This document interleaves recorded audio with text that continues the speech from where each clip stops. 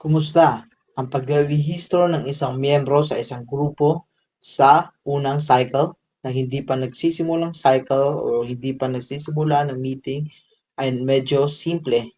Ito ang mga hakbang na dapat sundin kung sakaling mamarkahan mo ang grupo na nagsisimula ng bagong cycle kapag nagsiset up ng konstitusyon. Pindutin ang lumikha ng bagong miyembro. Piliin ang first time sa DreamSave. Sundin lamang ang parehong hakbang tulad ng nakaraang video hanggang sa hakbang ng starting investment.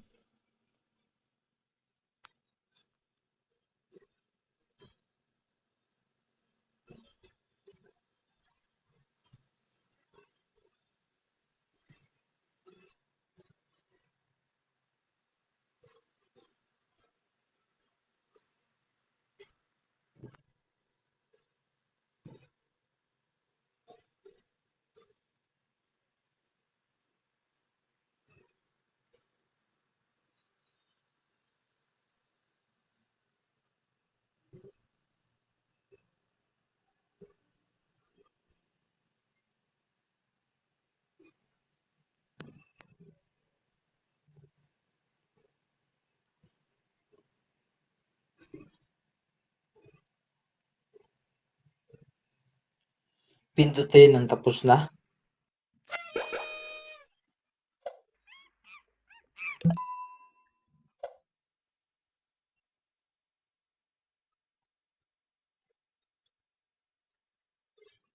Dahil ito ay isang bagong cycle, walang mga ipon, walang mga pending na loan at walang mga multa na itatala sa yugtong ito.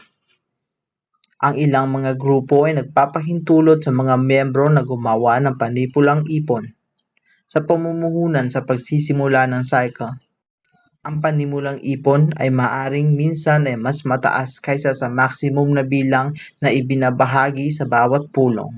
Ang mga miyembro na namumuhunan ng maaga ay maaaring mas tumaas ang kanilang pagkakataong makatanggap ng mas mahusay na kita sa panahon ng share-out.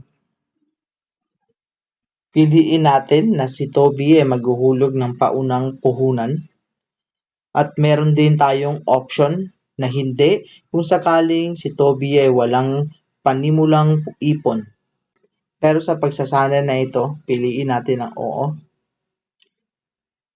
Ilagay natin ang panimulang ipon. Kumpirmahin sa screen na ito ang halaga ng panimulang pamumuhunan na inilagay ay tama. Pindutin ang susunod kung walang pagkakamali. Tignan natin ulit kung tama ang bawat detalye at pindutin ang oo magpatuloy. Mula sa puntong ito, ang proseso ay nagpapatuloy tulad ng dati sa pamamagitan ng pagtatakda ng layunin ng pagtitipid ng miyembro.